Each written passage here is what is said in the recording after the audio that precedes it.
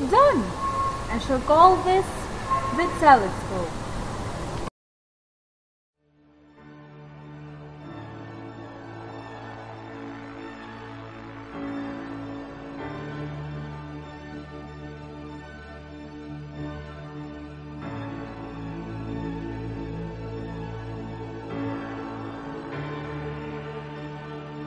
This is spectacular.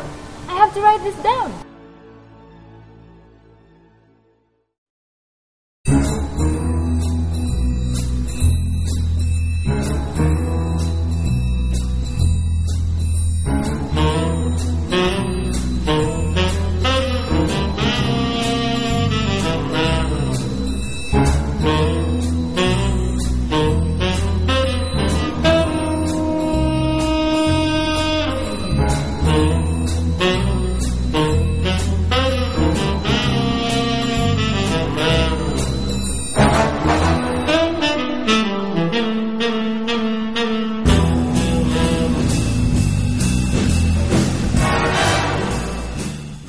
Copernicus was right.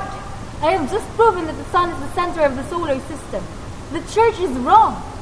I have to tell the world about this.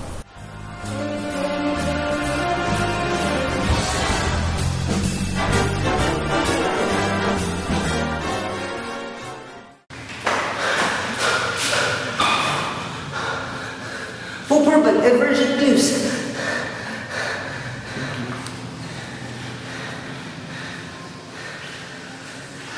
Speak, little one. Galileo Galilei is planning something against the church. He thinks that the church is wrong and he believes that Copernicus was right about the solar system. Is that so?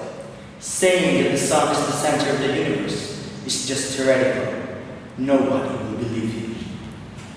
But your magnificence, he said that he has proof that there are certain laws and principles governing nature. I think that mankind has been exposed to all knowledge that it needs. But God and nature are far too fluid to be contained in a specific set of laws. What he says cannot be true. But your magnificence! Silence! Galileo is a perfect example of insane scientists can be. His theories against the concrete beliefs which have been held for thousands of years since the time of Aristotle. His thoughts are illogical and irrational. His very existence is an insult to mankind.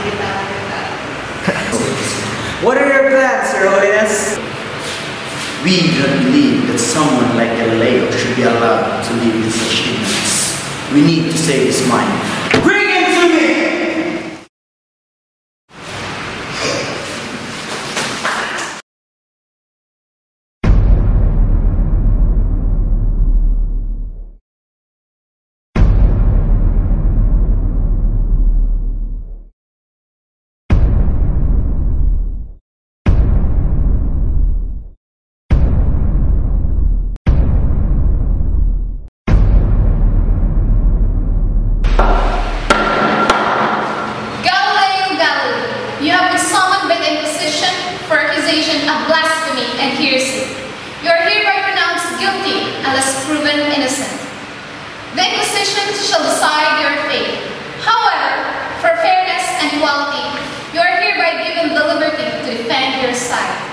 You may now present the proofs of your inferior ideas. What I bring is the truth. According to my calculations, various measurements and with the aid of my telescope, I have proven that the Earth revolves around the Sun while it rotates in its axis. Lies! The Earth is the center of the universe, as it has always been and always will be. The Bible makes reference to Earth as having been created and set as foundations not to be moved forever. If the Earth is moving, why can't you feel it? But I have the proof! See for yourself! Put that away! It's a gift from Satan! Galileo, if you do not recant your ideas, you shall be excommunicated and even sentenced to death. This is your last chance. Sign this paper, and you shall be spared.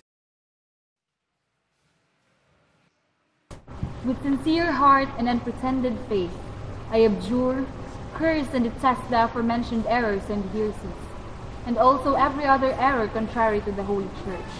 And I swear that in the future I will never again say or assert anything that might cause a similar suspicion toward me. With a preponderance of evidence and proof beyond reasonable doubt, Galileo Galilei has been found guilty of heresy. You are hereby given death penalty. However, for admitting your own guilt, your sentence has been reduced to lifetime house arrest. Case closed.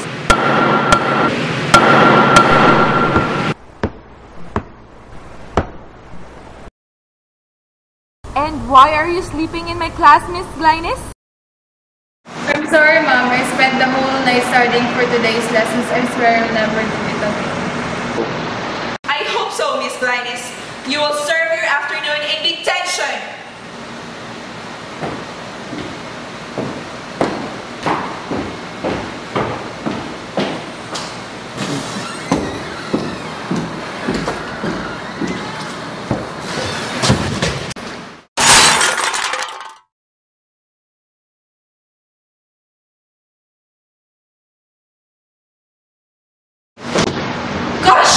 Mr. Vance, what are you doing and why are you late? Mom, I'm very sorry. I have a very valid reason for being late. I was in the library and...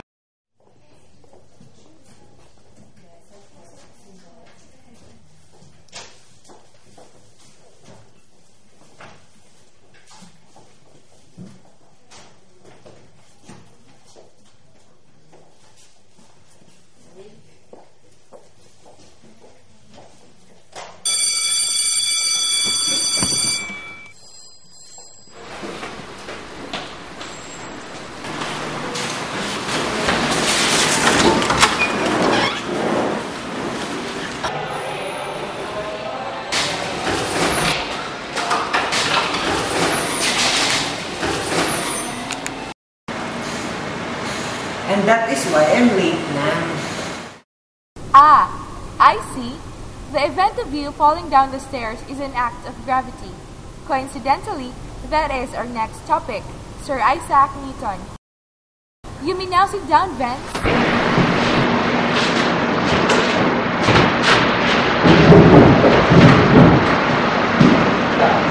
Sir Isaac Newton formulated the three laws of motion, and according to legends, it all started when he saw an apple fall from the tree.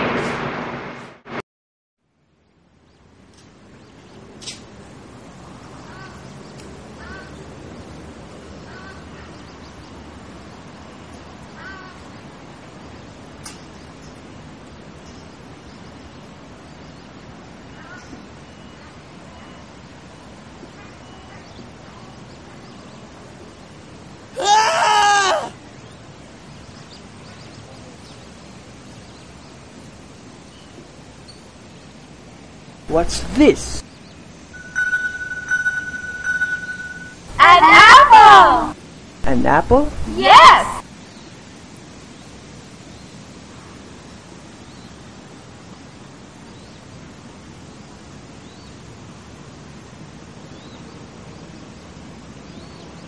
Another apple? That's strange. Why are these apples falling? Something must have caused the apples to fall. I knew it. It's gravity. It's the same thing that keeps the planets and the moons in their orbits, and it's the same thing that pulls me back to Earth when I jump. Aha.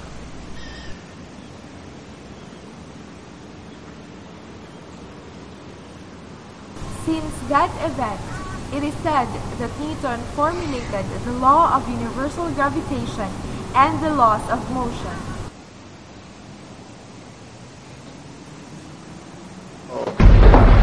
Oh my god! Oh no! What's happening to him? I think it's an effect of what happened to him at the stairs. I don't know what to do! We have to bring him to the clinic now, fast! Good idea! Bring him there! Leanne, please help them!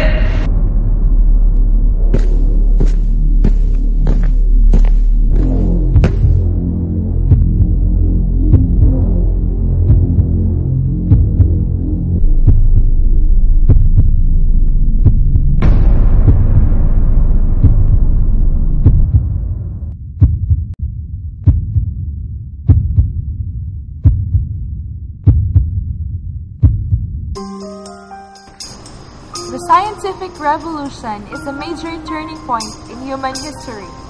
As scientists began to look more closely at the world around them, they made observations that did not match the ancient beliefs. Its influence was huge. It was the end of the Church's absolute power and authority.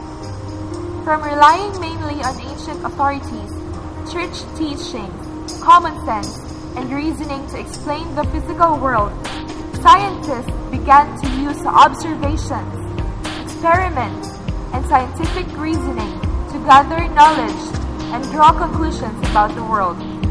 It was to ultimately change the way people thought and looked at the world.